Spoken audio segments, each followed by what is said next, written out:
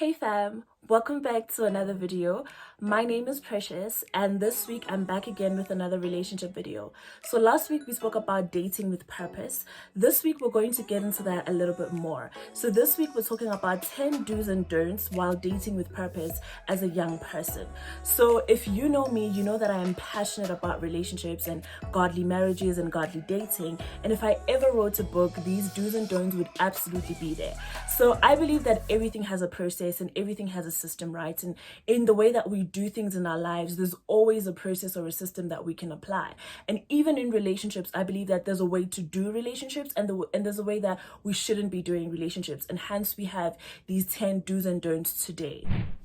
At the core of every believer is a desire to please God, be it in relationships, in dating, in marriage, in purpose, or even at work. Whatever we do, at the end of the day, we all want to know that we're pleasing God and we're doing things according to His will. And so these 10 do's and don'ts are just guidelines to help us as young people to be able to date in a way that glorifies God and date in a way that gives God glory. Because at the end of the day, that's what our lives are about. Our lives are about making the name of Jesus known and giving Him glory in everything that we do. So this list is not exhaustive. There's obviously so much more that can be added to it. These are just my thoughts on the things that I think as Christians we should apply, even as we date and even as we navigate relationships that potentially and hopefully lead to marriage.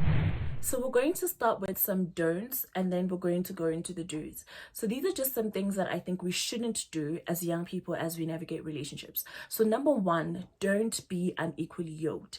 So the word is clear that do not be unequally yoked with somebody who is an unbeliever, because how can two walk together lest they are in agreement? So it's important that even as you navigate relationships as a young person, that you only join yourself to people who share the same faith as you do.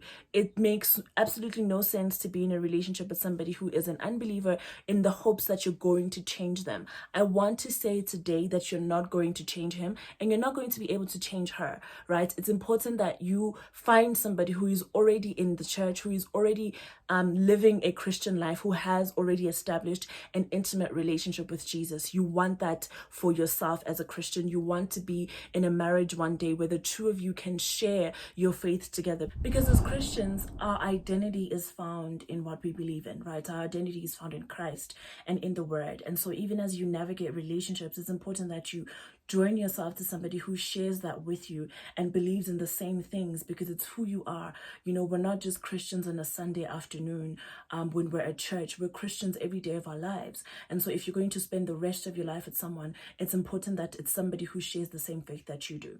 Secondly, don't make an idol of the person that you're dating. So it's important that even as you date this person and even as you know, you hope that this relationship ends in marriage, or you even have God's confirmation that this is indeed the person that you should marry, it's important that you don't make an idol of your relationship or that person. We also need to know that our ultimate fulfillment and satisfaction only comes from Jesus. You know, we can only find our happiness and our wholeness in Jesus. And so we shouldn't then make other people be responsible for making us happy or making us whole or even making us feel worthy, because all of those things can only be found in Jesus. And so even as you date this person, try not to make them an idol. The only person who should have all of your attention 100% of the time is Jesus. You need to have a life, establish a life outside of the person that you're dating.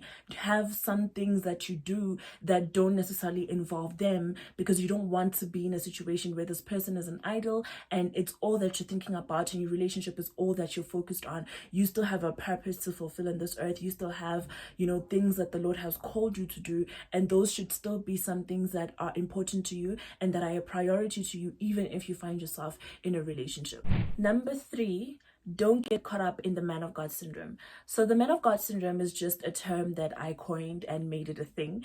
So basically it's just a thing that I use to define when, like, you're in the church, right, and you meet this person and they're a man of God and you suddenly think, oh my gosh, they're perfect, I can marry this person. And I think a lot of the times as ladies we kind of do this because we think all a man has to be is Christian and all he has to be is a man of God.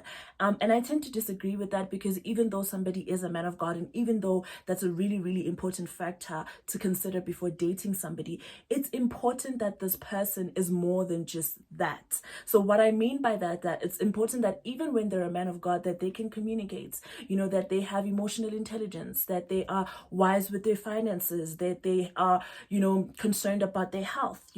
It's not just being a man of God that makes a man worthy to be your husband. And the same can be said for women, right? It's not just the fact that she's a woman of God and suddenly, okay, she's perfect and she can be your wife. There's other things that we need to look for that are equally as important as your faith and what you believe in. Because being a man of God, even though it's a very important part of your life, it's not all that you are. You still need to be able to be concerned about other things. You still need to be able to meet each other at an intellectual level and have actual conversation that does not necessarily just involve God and the word and the church. You still need to be able to hang out with this person and talk about movies and talk about, arts and talk about things that you both find interesting outside of the church. And so the man or woman of God syndrome is when you meet somebody and they're a man of God or they're a woman of God and they can pray and they can speak in tongues and you think, oh my gosh, I found my perfect match. I don't necessarily think so. I think you still need to look for other things. You still need to look for some other attributes other than the fact that they believe in Jesus. Number 4, so another thing that I don't think we should do as Christians in relationships is date for too long. And obviously too long is relative for every person because every relationship is different. But I personally don't believe in long courtships. Like if we're going to be in a relationship, I don't really think it needs to go beyond 2 years at the very most, or even 3 years maybe if we're pushing it. But I don't necessarily believe in long courtships unless it's absolutely necessary, right? I don't believe that people should be dating for a prolonged period of time. I think we allow for certain things to start happening in that relationship that wouldn't have necessarily happened if we didn't date for that long, right? So I think if you meet somebody and you have God's go ahead and the finances are lining up and all of that stuff, I think get married as soon as you can. My chat is just that if you have the Lord's go ahead and the money is lining up, then there's no reason to delay it any longer than you should, right? So I think another thing that we should consider as Christians is not to date for longer than we have to. If it's not absolutely necessary for us to be dating for a long time, then we shouldn't. This is not to say that you must meet somebody today and date them and then in 2 months you're getting married. There's no wisdom in that. I'm saying if you follow the correct process, if you meet somebody, you pray about it, you have the Lord's confirmation, you go for premarital counseling, the finances are lining up, get married. There's no point in dating each other for like 5, 7, 6 years and then at the end of the day realizing that actually I don't want to marry you. I think the decision to marry somebody, it doesn't take that long. It doesn't take that long to figure out if this is the person that you want to spend the rest of your life with. So it's important that even as we navigate relationships, we know that, okay, the goal for this relationship is marriage and we want to get married at this particular time, and we start intentionally working towards that goal, whatever that looks like. If it means going to premarital counseling, do that. If it means as the guy saving money, do that. What I'm saying is that we need to get into our relationships with the intentionality to potentially end up married. We can't just date for vibes and date to see where it goes, because that's when you find yourself in a relationship that is longer than it should have been, and then at the end of the day you find yourself heartbroken and you find yourself hurt because there was no actual goal for the relationship, and now the both of you are realizing that actually I don't want to be with you in marriage, and then it's just a mess and then people are hurt. So if it's not necessary to date long, my advice is don't do it. And number 5, on the don't side, I think it's important that you don't focus too much on getting married. Now, I know that this last point may sound a little bit contradictory to what I just said, but I think that even though you've decided that this is the person that you want to marry, or this is a relationship that could potentially lead to marriage, it's important to enjoy the seasons of your relationship. And again, like I said, it might sound contradictory to what I said, but I don't think enjoying a season is necessarily prolonging your dating process. But it's important that even as you're dating this person, you're not constantly thinking about the next season of your relationship. You're not constantly thinking about, when are we getting married? How is it going to happen? Where is it going to happen? My wedding dress, the wedding venue, his suit, etc., etc. If you guys are still just dating and your relationship is still fairly new, then enjoy it. Enjoy it for where it is. Enjoy it for what it is. Enjoy getting to know this person as boyfriend and girlfriend, because things will change for the two of you drastically when you get into marriage. So everything considered, and obviously, like, it's important that you do what works for your relationship, but I think it's important that you enjoy the season that your relationship is in. If you guys are engaged, enjoy your engagement, enjoy everything that comes with an engagement, enjoy the premarital counseling, enjoy, you know, the getting to meet each other's friends. Just enjoy the season of your relationship and don't try and rush to get to the place where you're married, because you're going to be married forever. And so there's no point in trying to get there as quickly as possible, especially if you're not applying wisdom, right? So like I said, I hope that you can take both the points I made before and this point into consideration, and it can all make sense. But while I think that it's not necessary to date for too long, I also think that it's equally important to enjoy whatever season that your relationship finds itself in. So now we're going to get into the do's, right? These are things that I think we should do as young people navigating relationships, and even as you're dating or you're figuring out if this is somebody that you could potentially marry. These are just a few things that I think you can implement and you can do in your relationship. So number one is to make sure you've got God's approval. So I'm not the type of person who believes that God chooses your spouse, but that's a whole entire video altogether. However, I do think that God has an opinion on the people that we ultimately end up with in marriage, right? And so I think even as you meet somebody, it is wisdom to take it to the Lord and ask him, hey God, do you think I should be with this person? Do you think that this person is a good person for me to be with? Do you think that I should pursue a relationship that could potentially lead to marriage with this person? I think getting God's opinion, not just on relationships, but on everything on your life, is important. And it's important to remember that you're not going to start hearing God as it pertains to a relationship. You should be in a place where you've already cultivated an intimate relationship with God, where you can hear him about every other thing. It's not wisdom to expect God to speak to you concerning a spouse, but you don't care for God's opinion concerning your day-to-day business. You know, we need to be in the business of seeking God's approval, seeking God's guidance and wisdom as it pertains to everything in our lives. You know, God doesn't just care about who we marry and who we end up with. He cares about everything, every single detail of our lives. God is concerned about. So it's important that even as you strive to hear God about who you should marry, you should equally strive to hear God about your purpose, about, you know, what he's called you to do in this earth, about how you should go about your job, how you should go about your day-to-day business, how you should navigate your friendships. You know, it's important that you seek God's approval for everything in your life. And remember that hearing God doesn't just start when you're saying, God, is this my husband? It starts with the everyday thing. God, I dedicate this day to you. Lead me in this day. Give me wisdom in this day. You build an intimate relationship with God on a daily basis, such that if you do bump into somebody and you find yourself, you know, falling in love, and you go to God and you're saying, hey, is this somebody that you think I should be with? Such that it's easy for you to hear and receive that from God. So I hope that that makes sense. But the point that I was trying to bring across is that it's important that you get God's approval as it pertains to whether or not you should be dating somebody and potentially seeing if you should marry them. The second thing that I think we should do as young people navigating relationships is to figure out your purpose before you get into a relationship. I think it's important that we spoke about last week how important it is that we know our purpose before we get into a relationship, and that marriage is based firstly on purpose before it is on love.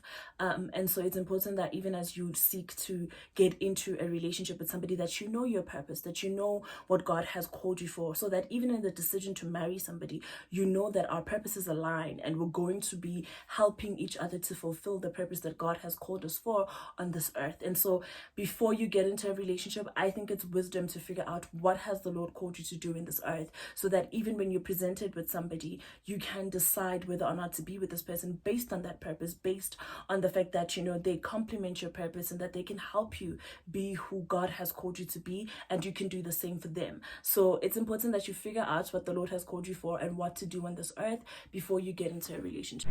Number 3, do it God's way, right? And in this point, I mean the purity aspect of your relationship.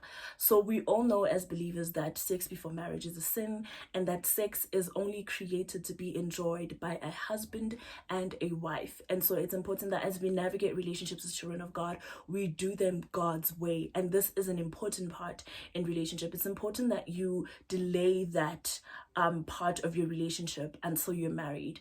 So engaging in sexual intimacy before you're married can have really serious repercussions for both you and the person, because you are doing something that God created for marriage, but you're doing it outside of the covenant of marriage. The way relationships, like dating relationships, are set up, they don't have, I think, the ability to handle what sexual intimacy brings to the table once it has taken place. And so that's why I think it's important that you engage in that once you're married. So point number 3 is to do it God's way. Maintain the purity of your relationship and wait until you're married to have sex. And maybe that's also another video on its own, but I think this is a very important part of relationships, that you don't open that door before you're actually married. Number 4 is to cultivate an intimate relationship with Jesus. So even in a relationship with somebody who may share the same faith with you, it's important that you maintain your individual relationship with Jesus.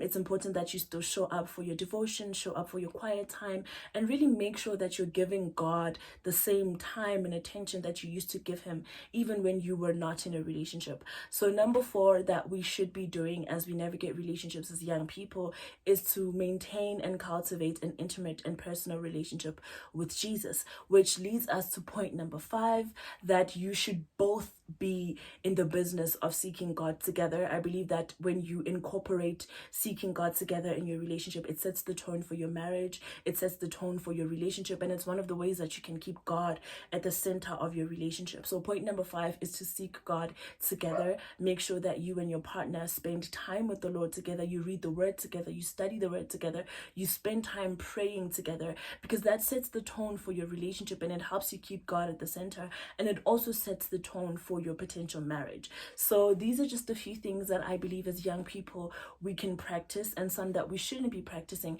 to ensure that we are dating with purpose. Thank you guys for tuning in today's video. I hope you found something that was encouraging, something that was impactful, and I hope that you take these into consideration as you navigate relationships. Remember to like, comment, and subscribe, and share the video with your friends. Thank you guys for watching, and see you in the next video.